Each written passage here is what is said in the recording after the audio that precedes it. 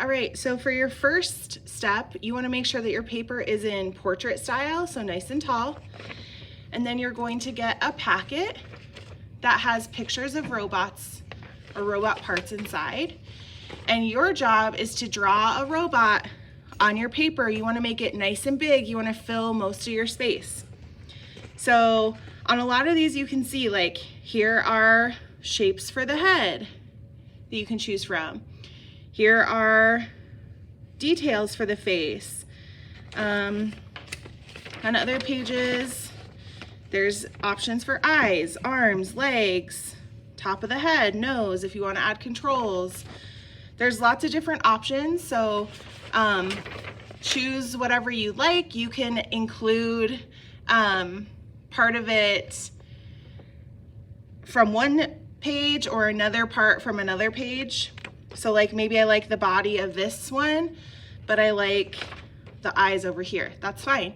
Or you can just draw your own from your own imagination. Remember to make sure you fill up your whole page. All right, so I have drawn my robot, and again, I'm making sure that it's nice and tall and fills that space up really well. We don't want a lot of empty space on our paper.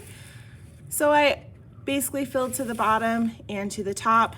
You can kind of see in comparison to my hand how big parts of the body are. So we don't want to draw them too small. We want to fill up our paper. After you're done drawing your robot, now you're going to take a Sharpie and outline all your pieces.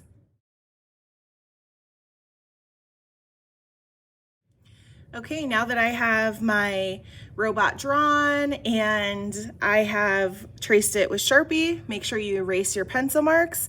Then you're gonna get some silver paint and we're gonna paint our robot.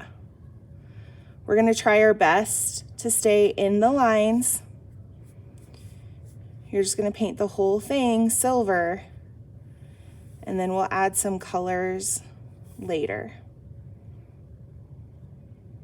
If there's a part I don't want silver, like maybe the eyes, I can just leave them white.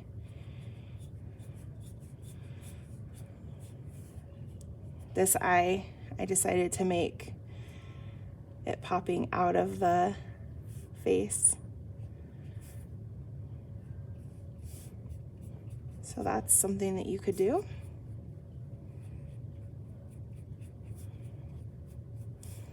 So again, I'm doing my best to stay in my lines. I'm not doing it super dark because I want to be able to still see my Sharpie.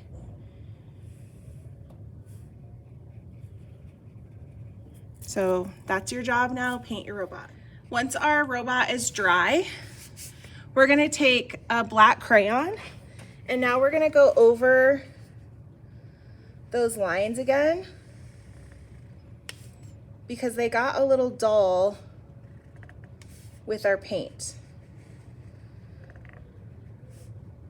So again, I'm just trying my best to go right on top of those lines that I previously drew to make them stand out.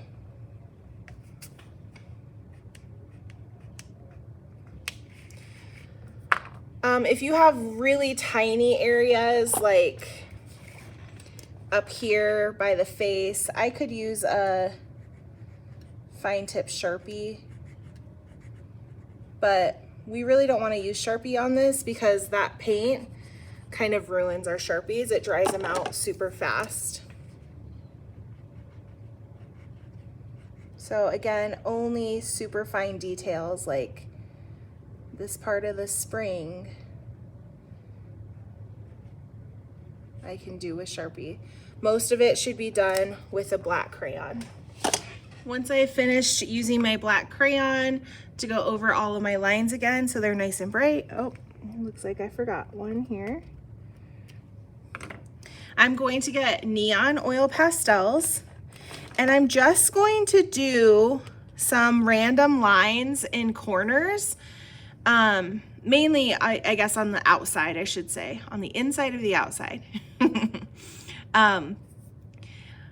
And to kind of make it look like rust almost, but we want it to be colorful.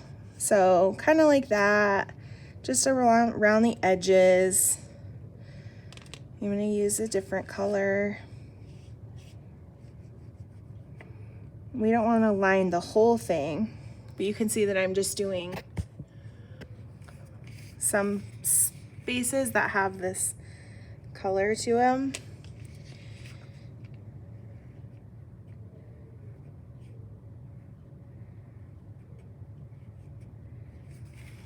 So we're gonna do that around our robot.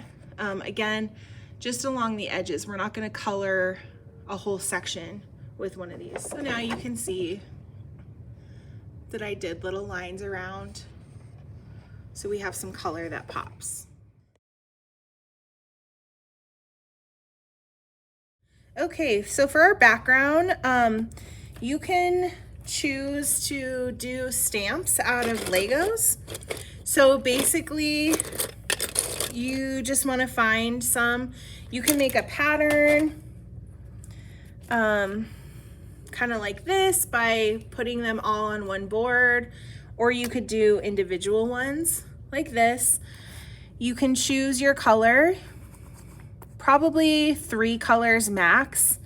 You really don't want to do more than 3 colors. And then you can just start stamping them around your page. You do not want to get them on your robot. So be careful and pay attention to where you're stamping them. Probably needs to be dipped in each time you stamp. And here's my completed robot.